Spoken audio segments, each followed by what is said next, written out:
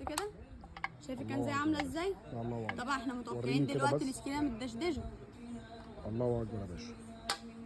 طب ركبها لنا كده. طب انا بالنسبه بقى للمحلات، عايزه جمله، متاح جمله؟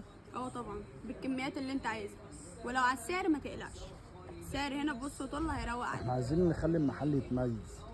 عينينا يا باشا، انت بس بعت لنا وشوف الكميات اللي انت عايزها وبفضل الله موجوده. طب انا، طب لو محل هياخد كميه، معلش، ايه الحاجات اللي هياخدها معاه زياده غير السكرينات؟ غير بقى السكرينه، احنا هنديك الباده بتاعت بي جي. يعني انت عندك سكرينه وعندك كل الحاجات اللي ممكن تبقى بتستخدمها وانت بتركب السكرينه من نفس البراند.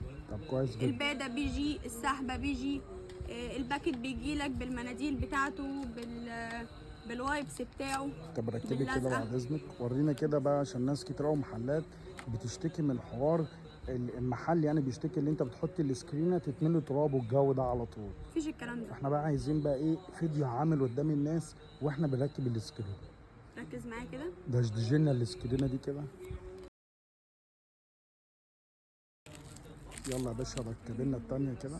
مبلله اهم حاجه، عشان ناس كتير قوي طبعا بتفتح المناديل ما بتلاقيش مبلله. عندك مناديل مبلله ومناديل مجففه وكمان لازقه لو في اي حاجه في السكرينه، ودي ما بتحصلش. طب يا باشا وريني كده.